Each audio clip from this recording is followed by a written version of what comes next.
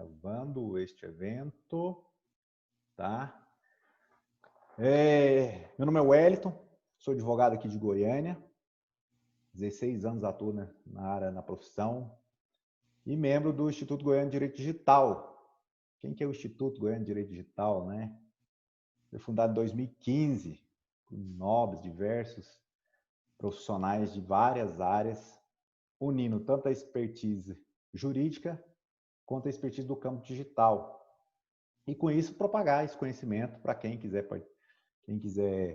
interar, se participar, voltado realmente para que esse conhecimento do âmbito do direito digital se propague na nossa sociedade. E tem ganhado muito destaque o direito digital nesses últimos dias, porque como ele está abraçando todas as outras áreas, né? E nós vamos discutir aqui, nós vamos conversar muito sobre isso. E eu quero parabenizar o IGDT na pessoa do seu presidente, seu Rafael Maciel, né? Que é um ótimo presidente, tem feito um bom trabalho. E cumprimentar todos os membros do Instituto na pessoa do Ivan. O Ivan, a gente brinca aí, tem sido um capitão aí que nos direciona. Acho que, na verdade, nem um capitão, um maestro com as suas mãos no Trello, acaba fazendo a música desenvolver no Instituto Goiano, né? E hoje nós temos uma honra de conversar um pouco mais sobre essas transformações, sobre como tem que ser o comportamento do advogado ou de algum operador, até mesmo de outros profissionais que assessoram no ramo do direito, e na prática como está sendo isso o dia a dia. E com isso eu quero convidar a nossa querida Camila Pinheiro, né? E quem é Camila Pinheiro? Eu vou apresentar ela não, porque ela tem um currículo muito grande, eu vou deixar ela se apresentar. Camila, quem é Camila Pinheiro para os nossos convidados? Gente, boa noite todo mundo, então, novamente, oficialmente agora, né, que estamos sendo gravados aqui. E obrigada, Wellington, pelo convite aqui para estarmos juntos. Também sou membro do IGDD, mas não há tanto tempo quanto o Wellington, que está aí para organizar, então, para a gente o evento hoje, para poder conduzir esse bate-papo. E vai ser um bate-papo mesmo, tá, gente? A gente tem aqui alguns slides para compartilhar, são 14 ou 15 slides só para a gente situar a nossa conversa, contextualizar e tentar fazer reflexões mais maduras e mais direcionadas, mas na medida do possível a gente abre também para vocês perguntarem, tá? E então vou me apresentar e vou selecionar aqui alguns pontos na minha apresentação que sejam compatíveis com a nossa conversa de hoje, até para a gente poder explorar depois, lá no finalzinho, quando a gente for tratar de educação digital e como ela é relacionada com o tema que a gente vai tratar hoje, que é como a gente se adaptar ao ambiente jurídico digital, comportamento no dia a dia, né, e prática. Então, a conversa vai ser bem prática. Eu sou advogada há 8 anos, acho que eu não perdi as contas ainda, acho que ainda é 8 anos, né? E há pouco tempo me descobri aí na advocacia, eu falo que há pouco tempo porque metade da minha carreira eu tentei o concurso público, né? Estava assim, meio sabendo, tentando me situar aí no direito, mas me descobri aí na carreira com inovação jurídica. E quando a gente fala de inovação, não tem como a gente não falar de tecnologia, razão pela qual eu fui me encontrando em alguns espaços, como é o espaço do IGDD. Então, sou membro hoje do Instituto Goiano de Direito Digital, e também sou parte de um movimento global de direito e tecnologia que se chama Legal Hackers, que eu até quero explicar um pouquinho, porque com essa história do Anonymous aí, voltou aquele medo dos hackers, né? Então, o Legal Hackers não hackeia, tá, gente? O nosso perfil no Instagram, para quem quiser seguir aí o Goiânia Legal Hackers, direto a gente recebe directs do pessoal perguntando se a gente hackeia Facebook, tira o nome do Serasa. Não é isso, tá? Legal Hackers é uma comunidade que surgiu em 2012 em Nova York, com um hackathon de uma universidade lá, em que a propositura era como aproximar o espírito colaborativo do pessoal da tecnologia também para o direito, né? E hackear o direito e as políticas públicas. E hackear no sentido de, hackear significa fatiar, quebrar. Então, o hackear o direito é provocar inovação no direito, quebrando o sistema, né? A inovação, ela vem de fora para dentro. A gente não espera que o sistema mude. A gente traz inovação e faz com que as coisas sejam diferentes, com novos tipos de serviço jurídico, novas formas de abordar conhecimento jurídico. Então, eu sou cofundadora do capítulo de Goiânia, aqui desse movimento global, que hoje está em mais de 160 cidades ao redor do mundo, em todos os continentes. E a gente tem feito um trabalho em conjunto aí com o IGDD, em várias oportunidades, né? Eles sempre são parceiros nossos nos nossos eventos e vice-versa. Sou também professora dentro dessa área de advocacia 4.0, direito de tecnologia, direito das startups, tanto aqui na Universidade, na Unicamburi, em Goiânia, quanto na Verbo Jurídico, né? Aí já para o Brasil inteiro. E também atuo bastante com o direito das startups, é o forte nosso, tanto aqui no escritório, meu escritório do qual eu sou sócia, e também na LB Startups, que é uma empresa de consultoria para negócios, que a gente faz para startups e negócios inovadores de uma forma geral, ou negócios que ainda não são inovadores, mas querem fazer o caminho de transformação digital. E transformação digital tem tudo a ver com o que a gente vai falar aqui hoje, tá? Então, feita a apresentação, vou devolver a bola para o Wellington para ele começar aí as provocações. Muito bem, por isso que eu não animei nem falar do seu currículo, porque é tão grande que eu vou deixar para você mesmo resumi-lo, tá? Antes de a gente iniciar essa provocação, eu vou fazer uma pergunta, eu vou deixar uma pergunta aqui para o pessoal interagir, se realmente o judiciário avançou ou não avançou pós-pandemia, tá? Depois eu coloco a pergunta aqui, tem os campos interativos, quem coloca yes ou no, tá bom? Mas, doutora Camila, vamos lá. Nessa situação aqui toda que teve de pandemia, eu queria até trazer uma frase interessante do Dado Schneider, que é um publicitário, que ele coloca que nós vamos viver, já falei isso tem muito tempo, né? E agora que realmente ela teve um exponencial. É o seguinte, o aumento da aceleração da velocidade da mudança. Vou repetir. O aumento da aceleração da velocidade da mudança. O que nós observamos, eu, como advogado, como operador do direito, que houve realmente, teve que ter, já vinha ocorrendo algumas mudanças, já estava iniciando alguma velocidade para melhorar o âmbito jurídico, né? Apesar da cultura jurídica ser muito complexa e muito arcaica, digamos assim. Mas agora, com a pandemia, aumentou a velocidade, o exponencial. Eu quero entender também se você entende dessa forma e como foi o comportamento, tanto de quem está dentro, quem está fora, e como pensar nessas transformações. Como agir no meio de uma velocidade que vem atropelando todo mundo. É isso que eu quero iniciar esse debate discutindo com vocês. Depois, nós vamos ter que definir aqui, ou antes, talvez, eu vou pedir aqui, que a maioria aqui são estudantes, alguns já conhecem os termos de juridiquês. Mas talvez nós não conhecemos os termos legal, tax, digamos assim. Tá? Então, acho que vamos tentar passar um linguajar um pouco mais facilitado para que as pessoas realmente possam entender, tá bom? Se for possível. Com você, o que você acha disso tudo? Eu quero responder a sua primeira provocação já abrindo os slides, porque eu e o Elton, a gente estava muito sintonizados, gente. Ele me falou mais cedo que ia começar com essa pergunta, eu falei assim, bom, todos os meus slides, eles respondem essa pergunta.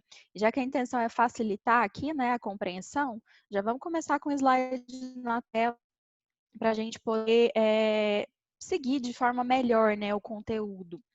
E aqui o título para a gente reforçar como se adaptar ao ambiente jurídico digital, comportamento e prática. Para quem está assistindo no computador, ó, vamos nos conectar aí já pode apontar o seu celular aí para esse QR Code, já vai cair lá no meu perfil do LinkedIn para a gente continuar a discussão por lá. Lá vocês vão encontrar também o perfil do IGDD, né? Vão encontrar do Wellington também. Então, porta de entrada aí para a gente começar a provocar essa discussão em outros ambientes e não vamos ficar só por aqui.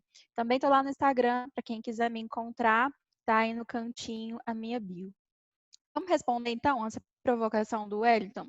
É o seguinte, a gente já tem visto essa mudança acontecer realmente há muito tempo, em todos os segmentos, e também, a despeito do tradicionalismo excessivo que a gente tem às vezes, né, no nosso meio a gente também tem visto acontecer no mercado jurídico, principalmente para quem tem aí olhos de ver, né, está atento às mudanças, às transformações e acompanhando o fluxo do mercado jurídico. A gente tem visto principalmente hoje, eu acho que talvez dos maiores focos quando a gente pensa em mudança é o marketing digital, né? Os advogados têm vivenciado muito isso. Tem muita gente que já está se dispondo a fazer com mais tranquilidade, né? Que já não tem tanto medo assim, se a OAB deixa ou não deixa, o que pode, o que não pode. A própria OAB se mobilizando por meio de consulta pública para viabilizar isso de forma mais regulamentada para os advogados. Então, assim, só um ponto aí para a gente ver um ponto bem básico, inclusive, né, para a gente conseguir enxergar que realmente essa mudança já vem acontecendo há algum tempo e o quanto ela acelerou agora. Porque qual que é o nosso único meio de contato com o mundo nesse momento? É o meio digital. Então, lives, por exemplo, no Instagram, uma hora dessas aqui que a gente está, às 19h12, provavelmente se eu abrir o meu perfil e se vocês abrirem o perfil de vocês também, vocês vão contar aí 20, 30 lives simultâneas acontecendo, dependendo da quantidade de pessoas que você segue aí, né? Produção de conteúdo para o advogado no meio digital foi algo que teve uma aceleração definitivamente muito grande. Outra coisa foi a adoção das ferramentas para reuniões remotas, né? O Zoom mesmo que a gente está utilizando aqui, nem todos conheciam antigamente e a gente se deslocava muito, gente, para fazer reuniões, né? Perdia muito tempo, às vezes, para resolver coisas que poderiam ser facilmente resolvidas aí numa call à distância ou até mesmo num áudio de WhatsApp, né?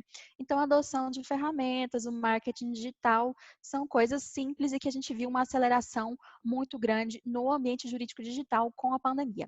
Vamos pegar um exemplo também de fora do jurídico, que é o varejo. O que as pessoas, os empresários tiveram que fazer para se reinventar e tiveram que fazer da noite para o dia praticamente, né? Para quem quis aí se manter competitivo. O e-commerce, né? Quem já tinha o e-commerce já teve mais facilidade, quem não tinha e teve que começar do zero, teve que literalmente correr e alguns não conseguiram se adaptar. Então, a gente tem aí realmente velocidade nas transformações em todos os segmentos.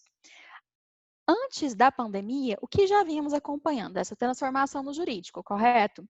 E aí a gente tem aí o professor Richard Susskind, que é um professor britânico, ele é especialista em technology desde a década de 80, e que durante todo esse tempo dele de carreira, ele vem trazendo insights para a gente de como que vai ser a advocacia do futuro, de como vai ser a advocacia do amanhã.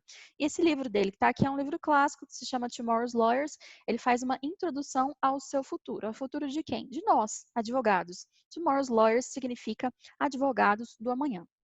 E esse livro foi publicado. Gente, se eu errar a data, tá? Vocês, por favor, quem tiver aí no Google, até quiser me corrigir, se não me engano, 2014, ou 2014 ou 2017. Eu sempre tenho dificuldade com essa data. Mas é um livro recente e que já falava da advocacia do futuro. E que na advocacia do futuro, pelo que ele tinha acompanhado aí ao redor do mundo, existiam 3 principais condutores na mudança do mercado jurídico. E para ele, esses 3 principais condutores seriam o mais por menos, a liberalização e a tecnologia. Mais por menos, eu vou deixar para explicar no final, apesar dele ser o primeiro, o que significa, porque vai fazer mais sentido para o nosso diálogo de hoje. Tecnologia, é claro que a gente já sabe que é um grande condutor de mudança no mercado jurídico. E a liberalização seria fazer justamente isso que a OAB está se propondo a fazer com o marketing jurídico digital, estudar formas de regulamentar isso e não simplesmente vetar que isso aconteça. Eu vou só olhar o chat aqui um minutinho, só para ver se tem algo. Isso é mania de professora de graduação, tá, gente? Que eu paro toda hora para ver o chat lá, para ver se os meninos estão acompanhando tudo. Não, tá Tá, daqui tranquilo. a pouco a Qualquer gente coisa eu volta. te, Tá te interrompo, tranquilo? tá? Ótimo, Tá bom. Wellington. Então já a gente volta aí no chat para poder ver as considerações de vocês, só para a gente não perder aqui a linha de raciocínio, tá? E aí a gente vai falar de adaptação dentro desse contexto, em que a gente já estava percebendo mudanças e que agora elas vão ser mais velozes. E essa frase aí é clássica, né, quando a gente fala de adaptação, que não são as espécies mais fortes que sobrevivem, as mais inteligentes, mas as mais suscetíveis a mudanças, as que estão observando mais os sinais, atuando mais no modo que eu chamo de modo radar, né, modo busca, de estar sempre observando ao redor e ver de onde pode vir a disrupção no meu mercado e que conseguem, portanto, se adaptar de forma mais rápida. E a velocidade, hoje em dia, ela é essencial nesse processo de adaptação, justamente por características do mundo que a gente vivencia hoje, independente de pandemia ou não pandemia. A sigla Mundo VUCA era algo que a gente já vinha falando aí há bastante tempo, né? Já estava, para quem é desse meio, já está acompanhando isso, já estava até batido falar de Mundo VUCA. Para quem não sabe, Mundo VUCA é uma sigla norte-americana em que eles definem algumas características do mundo que a gente vive hoje, né? Que são elas, em inglês, tá? Talvez não conhecida aí com as letras de VUCA, mas elas são volatilidade, incerteza, complexidade e ambiguidade. Então, a volatilidade em si, ela já mostra para a gente essa velocidade com que as coisas se transformam, né? Isso antes, repetindo, antes da pandemia, de forma que a gente tem que se adaptar também em termos de velocidade e se transformar rapidamente. E aí as pessoas vêm falando, e no nosso meio também, é claro, da necessidade de transformação digital. Ah, se você tem varejo, você tem que fazer transformação digital e para o e-commerce. Seu escritório tem que fazer transformação digital. Você já fez a transformação digital do seu escritório? Mas o que que é, gente, transformação digital? Tem hora que a gente precisa dar um passo atrás para ter um diálogo mais maduro e entender um pouco o que que significa passar por um processo de transformação digital para que a gente possa se situar e entender realmente, enquanto advogados, qual que é o caminho que eu vou ter que fazer dentro do meu escritório, ou como advogado autônomo, ou até mesmo como estudante, já que temos presença maciça de estudantes, né, na minha carreira, desde a época acadêmica, né? O que é que eu preciso fazer para me transformar digitalmente? Então, se é que de fato eu preciso de transformação digital, quem diz que você precisa de transformação digital? É o que vamos entender aqui. E aí eu já adianto para vocês que essa conversa sobre transformação digital não é uma conversa sobre tecnologia. Vocês viram lá que tecnologia é um dos três principais condutores da mudança no mercado jurídico e continua sendo apenas um dos três principais condutores da mudança. A tecnologia, ela é interessante, a gente precisa utilizar ela e temos visto o quanto era urgente a gente se adaptar a algumas ferramentas, mas elas continuam sendo ferramentas. Então, a conversa vai acabar passando, de certa forma, por comportamento e por educação digital, para que a gente possa utilizar essas ferramentas de forma mais eficaz. E aí, eu tenho essa frase aqui do Thiago Matos, que é um futurista brasileiro que eu gosto bastante de acompanhar o conteúdo dele, que reforça para a gente o quanto realmente a gente não está falando aqui só de tecnologia, só de ferramenta ou só de estratégia. A transformação digital não é uma decisão estratégica, é um fenômeno cultural.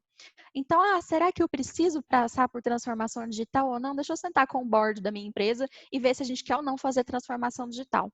Não depende exatamente de uma decisão que você vai tomar dentro da sua empresa, ou no nosso caso, dentro do seu escritório, com seus sócios, se você quer ou não quer fazer a transformação digital. É um fenômeno cultural. Assim como foi acelerado no momento da pandemia, em que a gente foi obrigado a se adaptar para novas dinâmicas, a transformação digital também passa por isso, por a gente se adaptar a novas dinâmicas que são demandas da sociedade, né, de coisas que estão acontecendo e que a gente não sobrevive se a gente não se adaptar a esse fenômeno cultural. E eu continuo ainda com conteúdo trazido pelo Thiago Matos, que é a empresa dele de futurismo e educação se chama Aerolito, tá? Quem quiser acompanhar conteúdo do Thiago Matos no YouTube, eu acho bem legal. E falar de futurismo também é interessante, eu não sei, já que o Wellington deu a deixa aí no início, para a gente ser claro em alguns termos, né? O que é futurismo? Futurismo não chega a ser uma ciência, mas futurismo é uma área de estudo que estuda possíveis cenários, possíveis futuros diante dos acontecimentos presentes e passados. Então, não tem a gente falar que a gente prevê o futuro, a gente não consegue prever. E por isso que a gente fala em futuros, em possibilidades, de acordo com o que a gente consegue visualizar no momento, né? Por onde pode caminhar a economia, por onde pode caminhar a sociedade, por onde pode caminhar a tecnologia, conforme aquilo que a gente tem visto acontecer e que pode acontecer nos próximos anos ou nos próximos meses, né? E sempre múltiplos futuros, a gente tem várias possibilidades de acontecer. E aí, a gente tem que tratar, então, um pouquinho da lógica do mundo digital, para entender o que é a transformação digital. Porque existe, gente, uma grande diferença entre a gente ter presença digital, né? Eu estou lá no Instagram, eu estou no LinkedIn, eu estou produzindo conteúdo, estou aqui produzindo esse conteúdo para vocês, e eu operar sobre uma lógica digital. E essa diferença nós vamos compreender assim que a gente passar para o próximo slide, que é talvez o topo aqui, né? Aliás, o topo não, o recheio aqui do nosso conteúdo, que é um pouco mais denso. E é preciso que a gente faça, então, um bom diagnóstico para que a gente comece a nossa transformação digital. Será que eu já fiz transformação digital? Será que hoje a minha presença digital nas redes sociais, ela já é o suficiente para garantir que o meu negócio tenha passado pela transformação digital que ele necessita para sobreviver tanto nesse momento quanto a longo prazo? Então, entender melhor isso para fazer um diagnóstico de para onde eu estou no momento, em termos de transformação digital, para onde eu quero ir, né? Até que ponto eu preciso me transformar, em que aspectos eu preciso transformar o meu negócio e com qual velocidade também eu preciso me transformar, né? Já que falamos de velocidade aí desde o início, sabemos que nesse momento talvez a gente tenha que dar uma acelerada aí realmente na nossa transformação, dentro, é claro, do que for conveniente para a gente no nosso negócio. E aí o Thiago Matos, no curso lá da Aerolito, ele coloca para a gente que a transformação digital, a gente pode observá-la a partir de 3 eixos diferentes.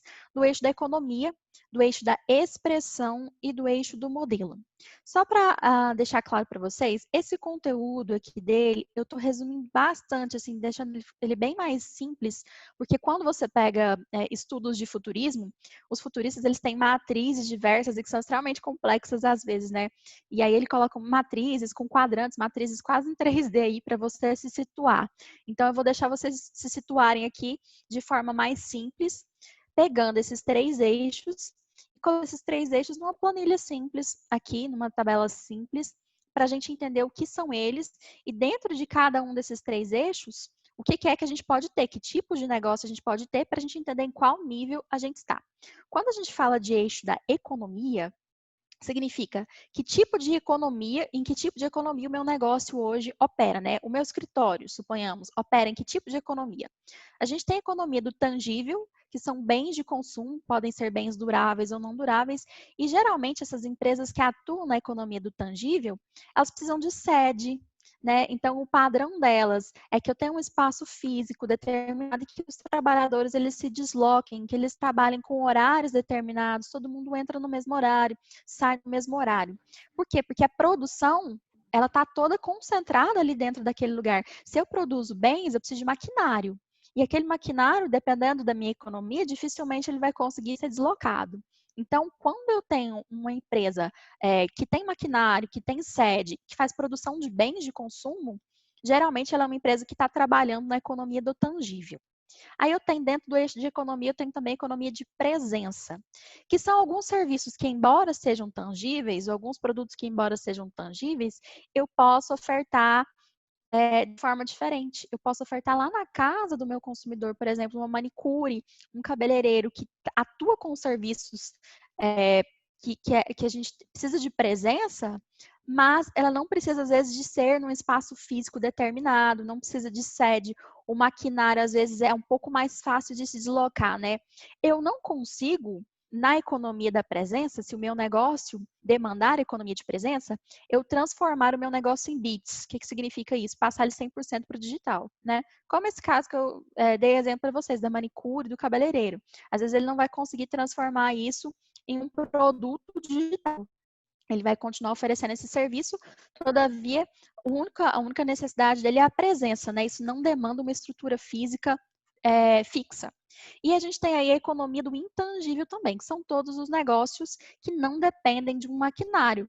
Se eu tiver um celular e um acesso à rede, eu tenho aí o suficiente para eu trabalhar no core business do meu negócio. O que seria o core business, né? No no que é realmente o centro do meu negócio, aquele tipo de serviço que eu presto realmente.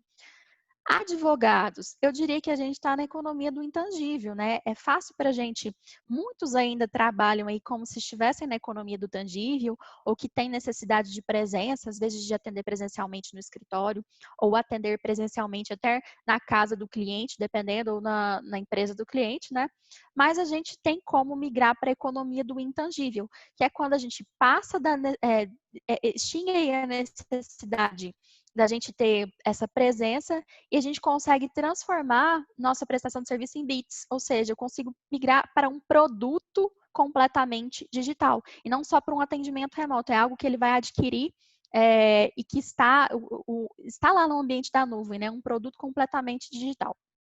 E a gente pode dizer que para a gente é fácil transitar aqui para a economia do intangível. No eixo de transformação digital, que a gente fala de expressão, a gente está dizendo como que esse negócio se mostra, né? Como que ele se expressa.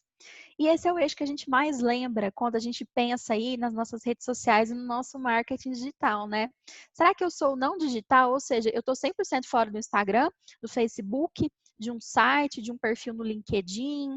Esse negócio que está num eixo de expressão não digital, que tem uma natureza muito mais analógica, por mais que ele utilize ferramentas tecnológicas, ele ainda não se expressa muito digitalmente.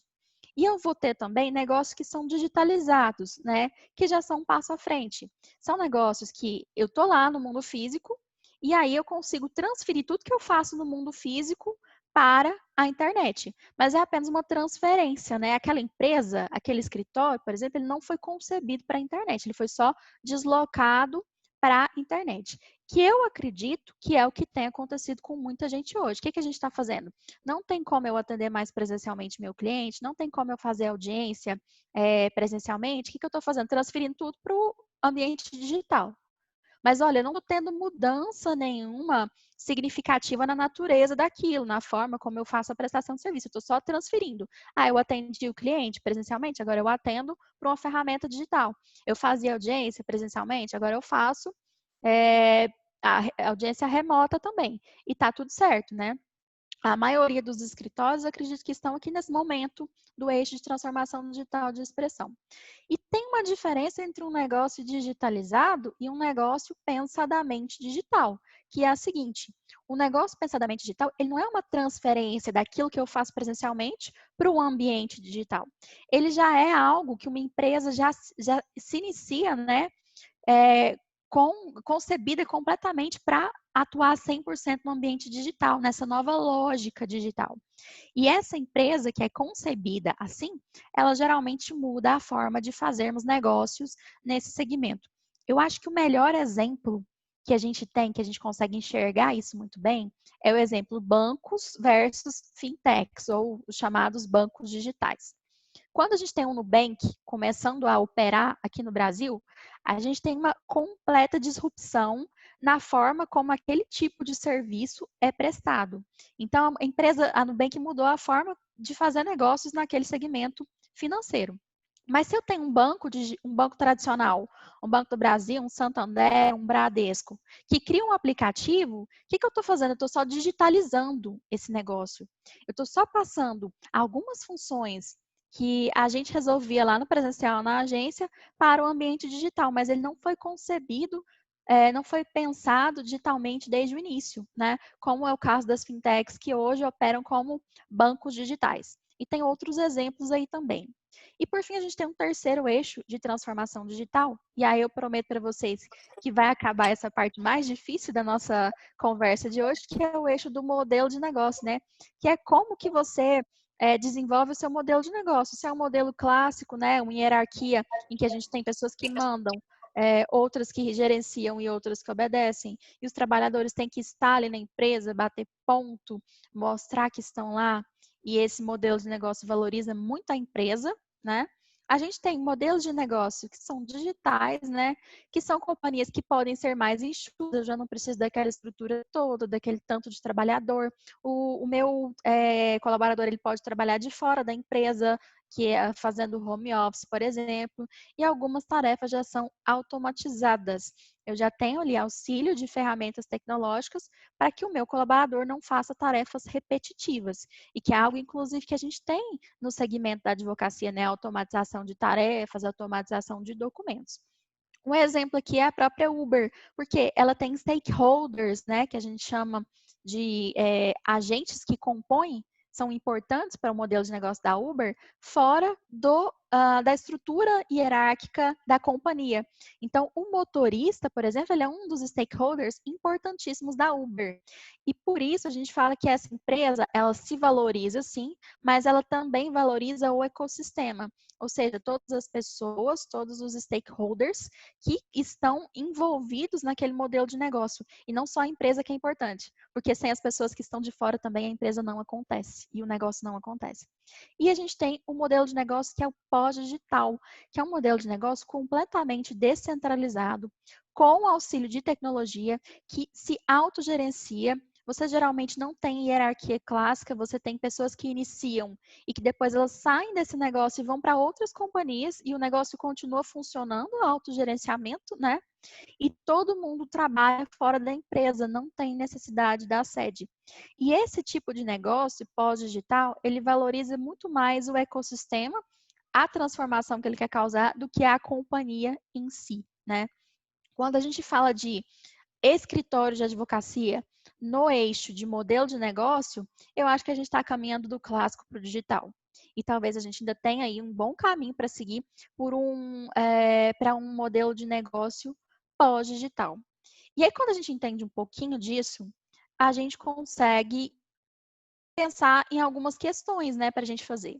Quando a gente cruza esses três eixos, a primeira coisa que a gente tem é a possibilidade de fazer um diagnóstico mais preciso da nossa transformação digital. Porque eu posso estar muito bem desenvolvido em um eixo e não tão bem desenvolvido no outro. Então, eu vou saber para onde que eu tenho que olhar agora, né? E entender também o que é transformação digital para mim. No nosso caso, que trabalhamos com serviços intangíveis, para a transformação digital no eixo da economia, por exemplo, é bem mais tranquilo, é bem mais fácil. E se eu tenho uma empresa que trabalha com produtos, bens de consumo mesmo, né? Será que ela vai precisar transitar ali no eixo da economia do tangível para o intangível? Ela pode até conseguir se reinventar nesse sentido, mas a gente sempre vai ter empresas atuando no tangível, a gente sempre vai ter bens de produção. Eles podem se reinventar de outras maneiras, mas eles vão existir. Em um mesmo mercado e numa mesma empresa, eu também posso ter pessoas operando por economias diferentes. Eu posso ter gente trabalhando lá na confecção de produtos tangíveis e gente que só precisa de um acesso à internet e um celular para trabalhar. São pessoas que estão atuando em outra função dentro daquela mesma companhia. E se eu já estou na internet, gente, não significa que eu já fiz transformação digital, né?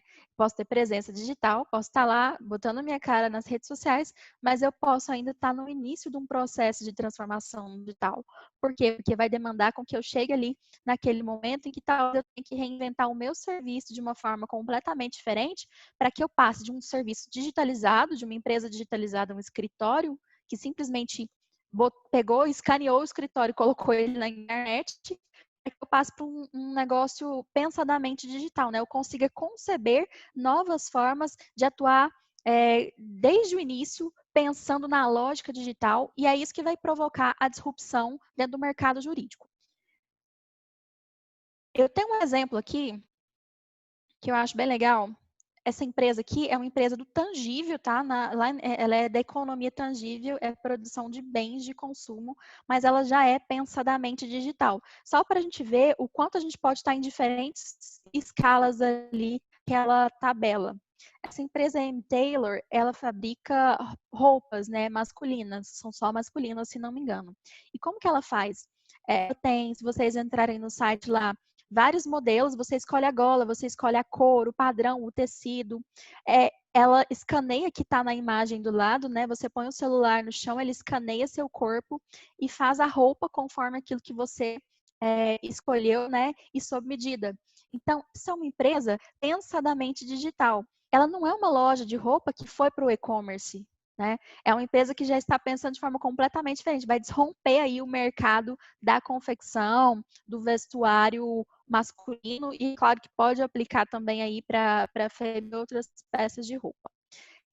Eu tenho aqui mais uma conclusãozinha, mas até aqui tudo ok? Dúvidas, observações, vocês querem fazer uma pausa?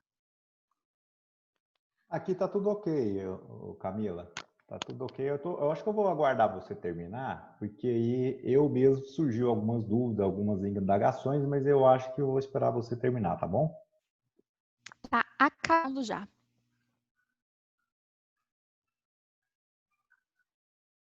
Vamos lá. E aí eu volto no que eu falei para vocês, né, que eram a gente tinha ali 3 condutores da mudança no mercado jurídico, e nós falamos de liberalização e falamos de tecnologia, só que a gente não falou do mais por menos. E eu acho que ele é extremamente linkado com isso que a gente está falando de pensar o negócio de forma digital, né? O mais por menos, ou o desafio more for less, que o Richard Susskind fala para a gente, ele diz o seguinte, que esse, na concepção dele, é o condutor que mais vai causar transformação no mercado jurídico e que vai dominar aí as próximas décadas do mercado, né? Vai continuar dominando e afetando os negócios no direito. Por quê?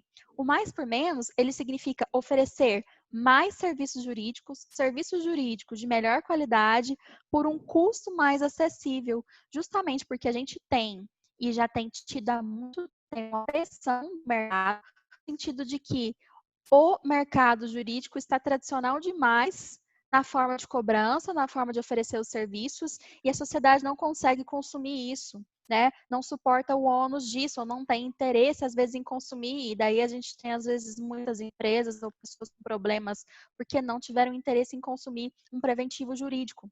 Então, os clientes, geralmente, eles compartilham aí de um desafio que é a dificuldade de pagar por serviços jurídicos quando eles são oferecidos de forma tradicional. E agora, gente, eu acho que falar do More for Less Challenge nesse momento de pandemia, em que a gente tem uma única certeza, que é o que a gente sabe que a gente vai enfrentar e já está enfrentando, recessão, né? É extremamente válido. O advogado está na hora de não só pensar em como migrar o negócio para o digital, mas sim de se reinventar completamente e de pensar em utilizar a tecnologia não só como um ferramental para continuar atuando, mas como uma ferramenta de catapultar mesmo aí o seu negócio e mudar ele completamente para que ele possa conseguir oferecer serviços melhores por um custo mais acessível. Então, tem que reinventar completamente os seus serviços, né? E ele ainda conclui aí para a gente que o mais por menos vai mudar irreversivelmente a forma como os advogados trabalham. É isso que vai provocar disrupção no nosso mercado. E para isso, a gente precisa de educação digital, né? Porque as ferramentas, elas trazem dúvidas para a gente, para quem está no início da transformação digital, e não só para a gente entender como mexer nas ferramentas também, mas para a gente entender as habilidades que estão por trás da gente conceber um negócio pensadamente digital. Então, hoje a gente vai precisar capacidade de interação com a tecnologia, com os sistemas inteligentes de automação. A gente vai precisar pensar problemas jurídicos de forma diferente e comunicar com clareza as ideias e soluções. E daí a gente está falando de coisas que a gente pode até discutir depois, que fazem parte dessa transformação do direito, como legal design, visual law. A gente está falando também de ter capacidade de análise e estruturação de informações jurídicas, para que a gente possa transferir essas informações para a máquina e criar serviços automatizados, por exemplo. A gente precisa também aprender a transitar com facilidade por diversas áreas do conhecimento e, claro, tecnologia aí também, né? Mas também um pouco de finanças, também um pouco de contabilidade, de administração e de estatística, já que a gente vive hoje num mundo direcionado por dados. Uma certa capacidade de parametrização e treino de aprendizado de máquina também vai ser importante, e compreensão de lógica de programação. O Steve Jobs tem uma frase que ele fala assim, que todo mundo deveria aprender a programar, porque aprender a programar faz a gente pensar melhor, né? Reestrutura o nosso pensamento. E isso é muito verdade. E mensagem final, que ainda é lá do professor Richard Susskind, né?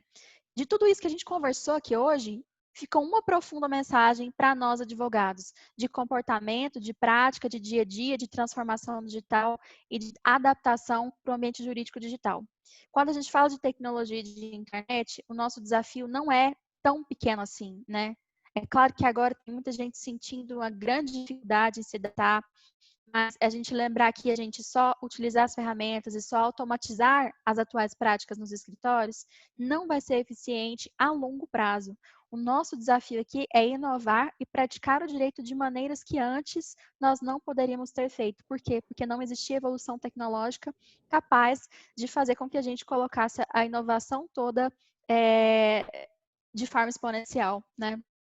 E ele coloca para a gente também o seguinte, gente, olha, estamos apenas nos aquecendo, tá?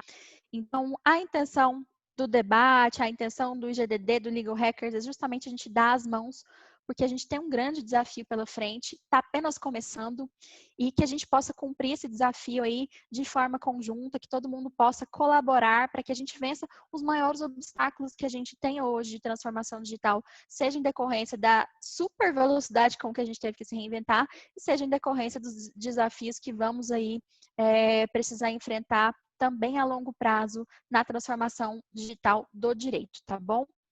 E aí eu devolvo para vocês. O Wellington ou outras pessoas que tiverem perguntas. Vamos lá, Camila. Sempre é bom ouvir especialistas, né, como você, sobre nessa área, a gente na busca, fazendo uma trilha que a gente possa seguir para tentar aperfeiçoar. Só que eu tenho visto muitas dificuldades de colegas, ou talvez até nossos também, porque nós não tivemos nenhuma educação digital e nenhuma educação financeira. Vou ficar só no digital aqui, tá?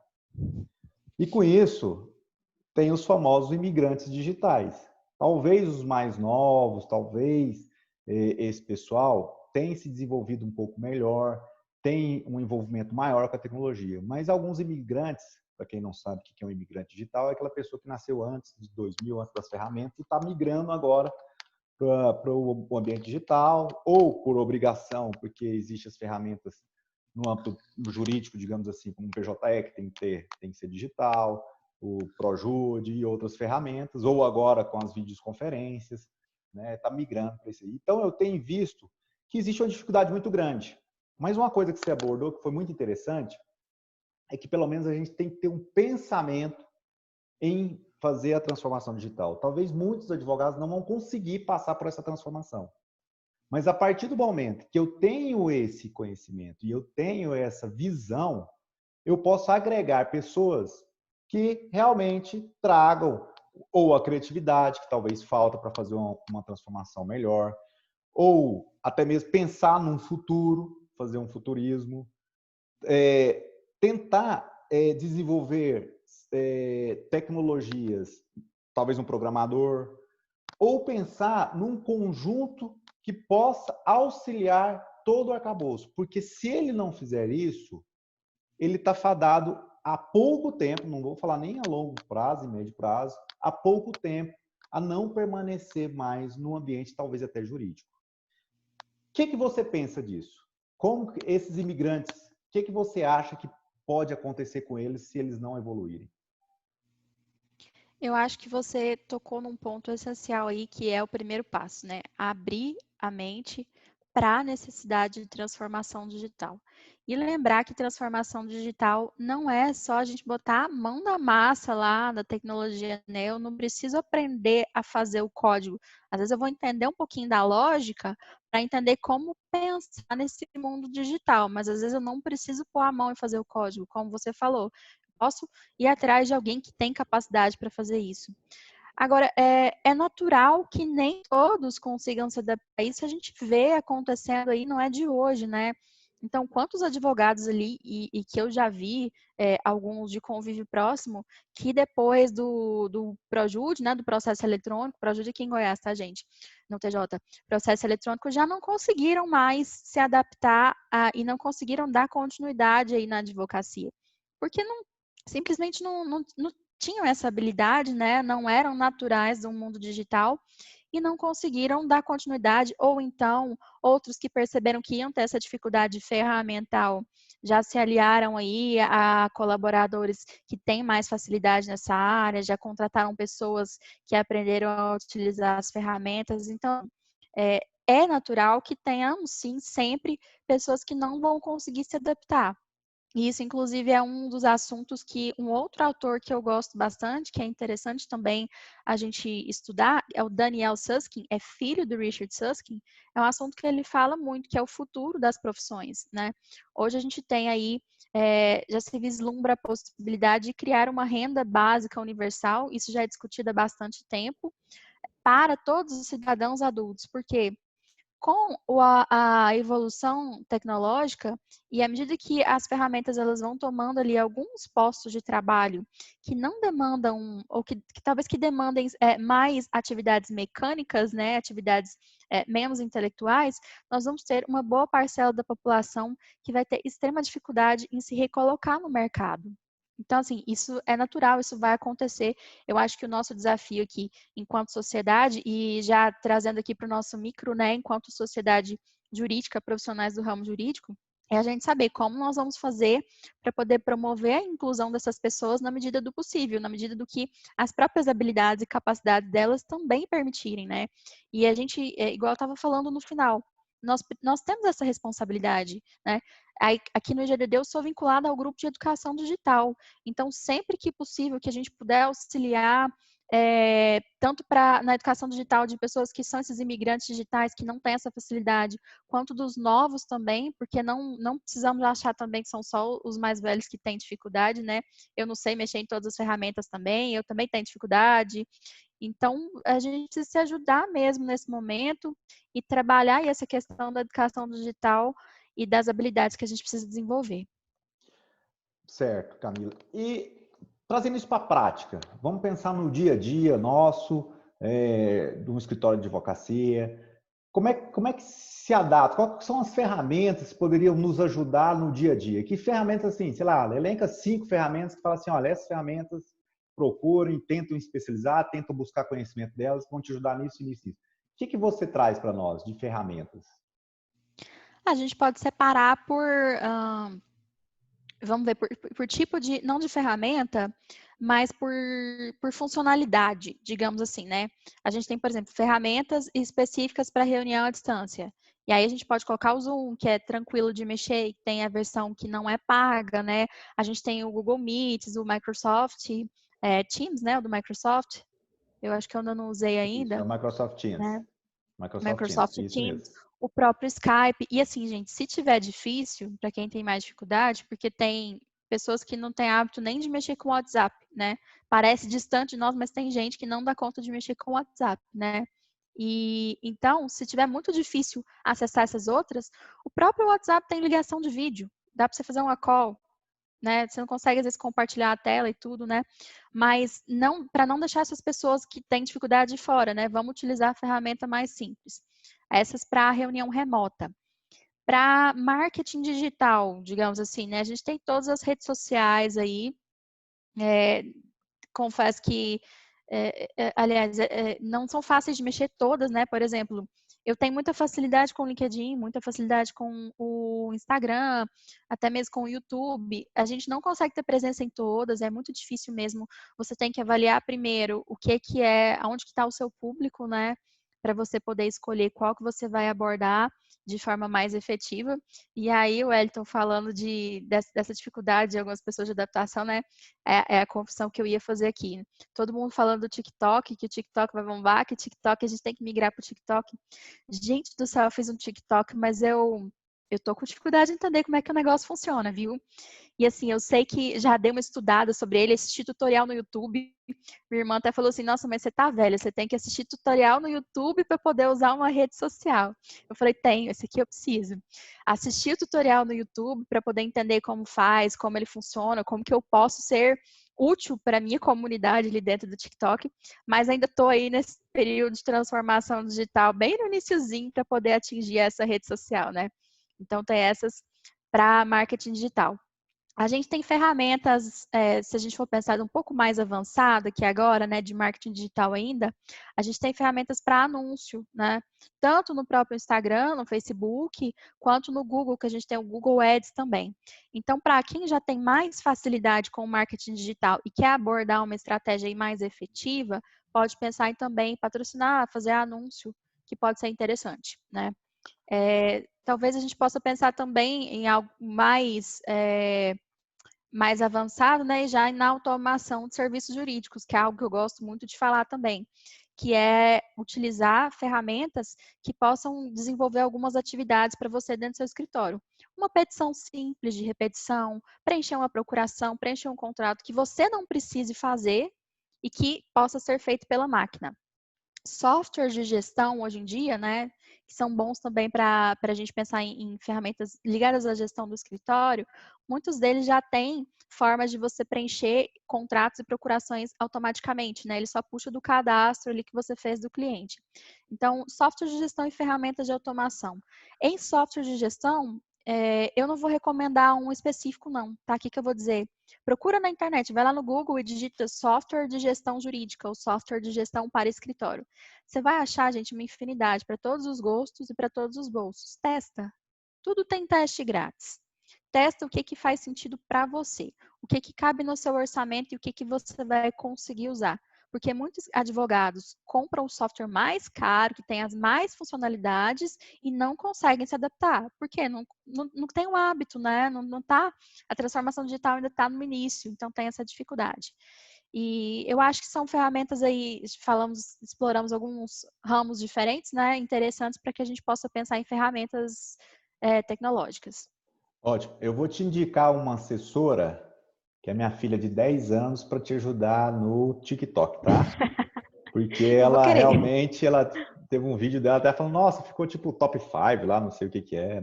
Olha só. E ela faz muito mesmo, então eu vou te indicar ela depois, a Laura, né? É o seguinte, nós estamos aqui nos minutinhos finais. Eu tinha mais coisa também para a gente perguntar, mas principalmente educação digital, a gente vai tentar criar um tema só para educação digital. Eu acho que é muito importante provocar o IGDD, provocar o Legal Rec, provocar outras instituições para discutir educação digital. Isso é muito fundamental para nós, porque, você vê, uma situação dessa faz muita falta mesmo. Mas eu quero encerrar com você, Camila, é a seguinte situação. Isso nós falamos dentro do nosso escritório. O que você pensa que o judiciário vai atuar e de que forma? Como se você trouxe um termo novo aqui agora, faz um futurismo para nós do judiciário, mas pelo lado do judiciário, não pelo lado do advogado agora. O que você acha que vai caminhar? Nós fizemos aquela pergunta mais cedo, se avançou ou não avançou. No meu ponto de vista, alguns pontos melhoraram, bateram recorde de algumas situações, de despacho de processo, de alvarás, e outros estão pendentes ainda. Né? Então, como que você pensa no judiciário? E aí depois a gente encerra já, eu agradecendo o pessoal aí, tá bom? Tá, eu vou fazer um comentário acerca do judiciário que talvez para a gente de imediato ele fique muito distante, mas que são as discussões que a gente está vendo a nível de poder judiciário já acontecerem, porque não é já só futurismo, são coisas que já acontecem, tá? Então, assim, hoje a gente tem um movimento grande para Online Dispute Resolution, né, que a gente chama de ODR, resolução de disputas online, e que, obviamente, vai se fortificar. Aí agora, né, se o que a gente esperava era que o judiciário ele demorasse a se adaptar, aí ele teve que se adaptar de uma hora para outra e está acontecendo. E aí, quando você fala que educação digital é importante e que merece ser feito um momento específico para a gente tratar sobre isso, eu reforço com o seguinte exemplo, né, de audiência remota. Minha mãe, que é minha sócia aqui no escritório, estava me contando de uma notícia que saiu de um advogado, aliás, uma notícia não, a juíza estava contando de um advogado que apareceu enrolado no cobertor para fazer uma audiência, né? Acordou atrasado, sentou na cama e está lá mostrando o cobertor, ele fazendo a audiência. Então, assim, educação digital, algumas coisas até óbvias precisam ser ditas, não é nem só pensar em habilidades. Essa resolução de disputas online já acontece, vai permanecer, vai ser aí cada vez mais, vai evoluir cada vez mais, né? A gente vai conseguir pensar em novas formas de melhorar o que já existe hoje. E o que, que vem acontecendo, e que às vezes eu não gosto nem ficar citando demais em palestras, em aulas, porque eu acho assim, a gente precisa de coisa prática, né? E, geralmente as pessoas, a gente vai em palestra de tecnologia jurídica, aí as pessoas ficam falando assim, na Estônia tem um robô juiz que faz não sei o quê, na Inglaterra eles estão julgando não sei quantos casos e por inteligência artificial e o juiz e o programa está acertando 90% de vezes mais do que os juízes, né? Legal, são informações interessantes, né? Despertam a gente um pouco para o futuro, mas é o seguinte, o que eu tenho a ver com isso, advogado, né? Se não é aprofundado o debate nesse sentido, não faz sentido eu só ficar captando informações, né? Ouvindo um report do que as tecnologias estão fazendo. Mas o fato é, elas estão fazendo. Então, a gente está tendo automação no judiciário, a gente está tendo inteligência artificial tomando decisões no âmbito do judiciário, e são discussões que, como eu já disse, o que isso nos afeta, né? Eu acho que a gente tem que começar a estudar sobre isso sim, ainda que sejamos aqui advogados, porque isso vai ter consequências futuras depois e que a gente às vezes ainda não tem muita noção do que é que vai acontecer, né? De quais vão ser as decorrências disso. Então, eu estava escutando um podcast, eu até quero deixar a dica dele aqui para vocês, que é o Direito 4.0. Eu não sei se ele tá, tô só colocando o nomezinho aqui no chat, tá? Não sei se ele tá no Deezer, eu sei que ele tá no Spotify, que é onde eu escuto. E aí eu estava escutando ontem a doutora Isabela Ferrari, que é uma juíza federal, falando a respeito de decisões algorítmicas, né, tomadas por algoritmos, e que tem repercussões ruins para pessoas de cor de pele negra, porque o algoritmo, como foi desenvolvido, é um algoritmo que a gente chama de não programado, né? Foi a inteligência artificial que determinou como que aquilo ia ser feito, né? Como que a decisão ia ser tomada. Não existe um código específico por trás que um programador decidiu como a decisão ia ser tomada. Em alguns casos, em alguns locais, por exemplo, nos Estados Unidos, a gente tem, isso ela narra muito bem no podcast, a gente tem programas de inteligência artificial que fazem assessment, que fazem leitura de perfil, né, do réu, para tomar uma decisão se ele é ou não perigoso, para ver se vale ou não aumentar a pena dele ou se ele pode ficar solto durante a instrução, por exemplo, né. E aí, como que essa decisão é tomada, não se sabe, porque esse algoritmo não é programado. Essa decisão é tomada pela própria inteligência artificial. Então, a gente tem aí um dos aspectos que, já que você pediu para a gente fazer um exercício aí de futurismo, que já não é tão futuro assim, já está acontecendo. Na corte americana, aconteceu um caso assim, de um rapaz que foi condenado por roubar um carro, e aí o algoritmo, a inteligência artificial disse para o juiz que ele era perigoso, que ele tinha que ficar preso mais tempo e aumentar a pena. E ele recorreu até a Suprema Corte e não souberam dizer para ele por que que ele tinha sido considerado perigoso, né? Então, são coisas que a gente já está vendo acontecer e que a gente vai ver acontecer cada vez mais. São debates que a gente precisa começar a ficar de olho e desde que a gente passe, é claro, lá da educação digital até o exercício de futurismo, né? A gente tem que estar com o radar ligado para tudo, acho que para tudo dentro desse processo, porque realmente é o momento da gente acelerar a velocidade com que a gente se adapta a esse mundo digital. E o IGDD está aqui para isso, o Legal Hackers está aqui para isso. Que bom, Camila. Isso é muito importante a gente entender, pesquisar. É lógico que o tempo nosso é pequeno, que senão dá para discutir aqui a noite inteira, né? Eu quero agradecer a todos que participaram, tá? E se você interessou, siga nós, o IGDD, no Instagram, tá? @IGDD. Tem o site, igdd.org.br, tá? E esses debates vão continuar, vão ser inúmeros tópicos, inúmeras situações. E convido a todos. 13 e 14 de agosto vai ter o segundo congresso do IGDD, do Instituto Goiano de Direito Digital, e esse congresso será online. Tá? Muito provável, vocês devem receber esse convite para participar conosco. Tá? Venha participar, vão ser 2 dias de intensas discussões, muitas discussões mesmo, sobre como está o caminho do direito digital, o que ele pode auxiliar nas outras áreas, como nós devemos pensar essas transformações que nós discutimos aqui hoje, e também todo o arcabouço voltado para a educação digital. Camila, muito obrigado por ter participado desse momento aqui no Instituto Goiano de Direito Digital conosco. Quero agradecer realmente imensamente em nome do presidente, o Rafael, tá bom? E que realmente consiga, nesse projeto de vocês aí, levar tanto a educação, a transformação e ensinar nós cada vez mais na prática do direito digital aliado aos outros ramos do direito.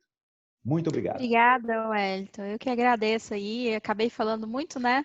Mas agradeço esse bate-papo nosso e a presença de todos aí, de várias partes do país. Uma boa noite a todos. Boa noite, gente. Foi um prazer mesmo, tá bom? O IGDD tem muito conteúdo, principalmente você que quer inteirar desses assuntos. Fique à vontade, pesquise, envie para nós e nós estamos sempre à disposição. Obrigado, até mais.